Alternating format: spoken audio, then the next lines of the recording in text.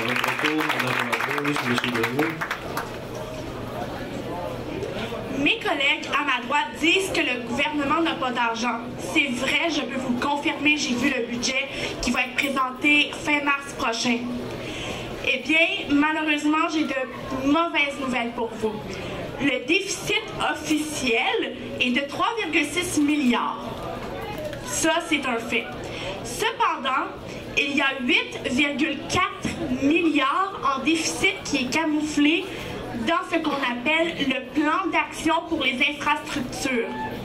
C'est-à-dire que cette année, le gouvernement va ajouter 12 milliards sur la dette, qui est déjà à 245 milliards.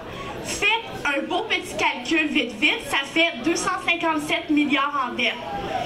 Devinez qui va se ramasser avec la facture? Nous. Pourquoi?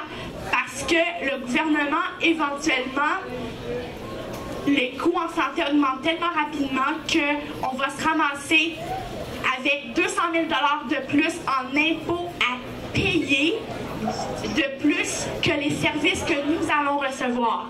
C'est-à-dire que, afin d'éviter de sauter d'un 10e étage, il faudrait accepter collectivement de sauter un 2e étage afin que ça fasse moins mal. Parce que si l'augmentation ne passe pas actuellement, ce sera nos enfants qui vont se ramasser avec ce problème-là qui va avoir pris le temps de grossir. Également, l'éducation est un investissement. Selon le Cyrano, qui est un centre de recherche en économie parrainé par l'Université de Montréal, le taux de rendement privé pour un baccalauréat est en moyenne de 20 %. C'est-à-dire que si vous prenez le coût nécessaire pour vos études et que vous le mettiez dans un placement quelconque, votre rendement serait de 20 % pour vous. Ce qui veut dire que oui, c'est-à-dire que l'éducation, là, même si la hausse va arriver, c'est un méchant investissement pour vous, personnellement. Moi, je vais reprendre des propos tenus par mes collègues ici à droite que je salue du fin fond du cœur. C'est un débat très important que nous tenons aujourd'hui. On parle des impacts de 75 % sur 5 ans. On a besoin de plus de budget pour financer nos recherches dans les universités. On a besoin d'améliorer la qualité informatique dans nos collèges et universités, qualité d'enseignement aux étudiants qui devient de plus en plus désuet. Juste par statistique recommandable, l'Université du Québec à Montréal ne se classe même plus parmi les 400 meilleures universités au monde. Un diplôme à l'Université du Québec à Montréal ne vaut plus grand-chose aujourd'hui. Concordia ne se classe même plus parmi les 400 meilleures universités au monde. Il y a juste McGill qui se classe parmi les 21e meilleures, ainsi que l'Université de Montréal. Moi, en tant qu'étudiant francophone et étudiant en soins infirmiers, j'ai pas envie d'aller à l'Université McGill pour aller obtenir un bac de qualité en sciences infirmières. J'ai envie de pouvoir continuer d'étudier en français puis avoir un diplôme qui est compétitif sur le marché nord-américain. Avoir un diplôme qui est reconnu par les grandes entreprises et les grands employeurs en Amérique du Nord. On parle aussi des heures rémunérées. Moi, je travaille 40 heures par semaine, j'ai 4 emplois, je voyage dans 3 villes en plus de faire mes stages. Puis c'est sûr que 725 $ sur 5 ans, c'est un peu drastique, mais c'est nécessaire. Quand on dit qu'on travaille plus d'heures, ce ne sera pas par semaine. Les études le démontrent. Les heures qui vont être plus travaillées vont être l'été. Puis comme annoncé par la ministre Beauchamp, si la grève se prolonge, ça va être en cours de soir et en cours d'été que la session va se terminer, voire même en début de la prochaine session, comme c'est déjà vu en 2005, ici à l'Université du Québec à Montréal, en psychologie en haut, dans les départements en haut. On parle de décrochage scolaire, où je pense qu'une bonne motivation et une bonne planification à long terme peut garantir notre place sur un banc d'école. On parle de compagnies et des écoles. Il y a des étudiants de mon âge issus de familles monoparentales, issus de familles dysfonctionnelles, qui ont leur propre compagnie, qui arrivent super bien à couvrir leurs études. C'est une minorité. On parle de 7000 étudiants qui vont être chassés des bancs d'école. C'est une étude qui a aucun fondement, en fait. Ça n'a pas été considéré avec la rebonification des prêts et bourses. C'est une étude qui est de propagande mensongère, selon moi.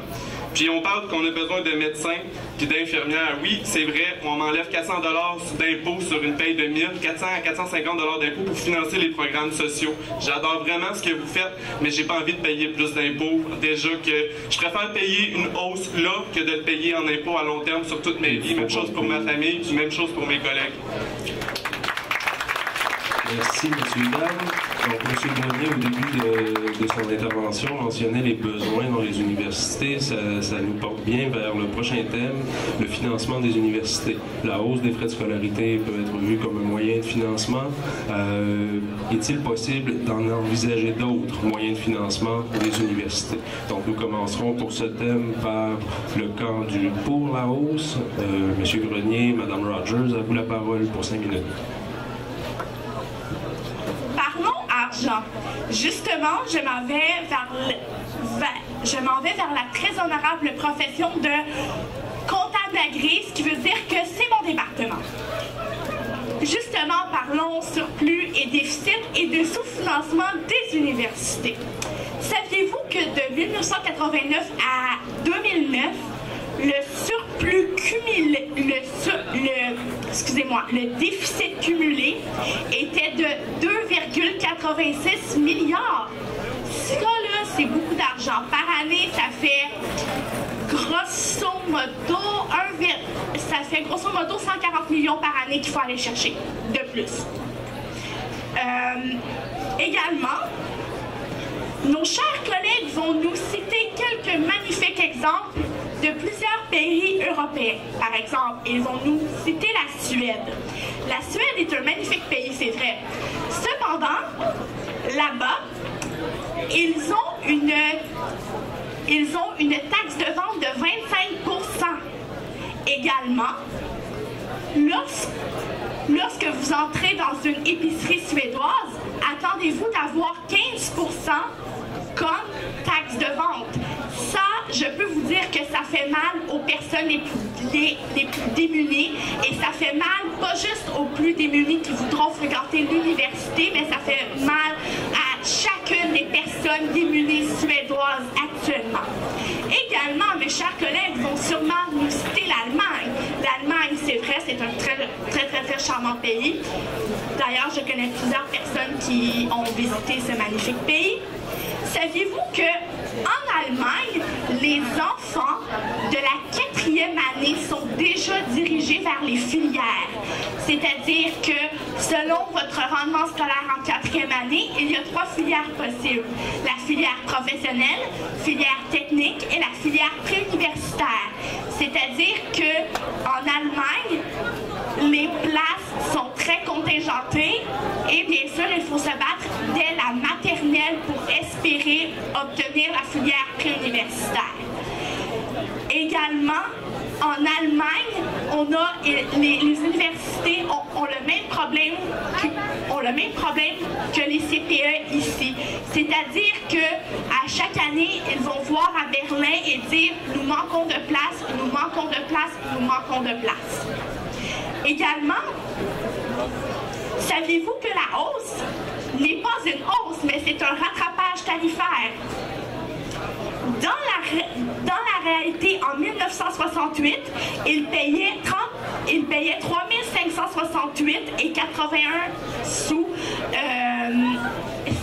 Ça, c'est l'équivalent en dollars de 2012, alors que 3793 en 2017 équivaut aujourd'hui à 3446 et 7.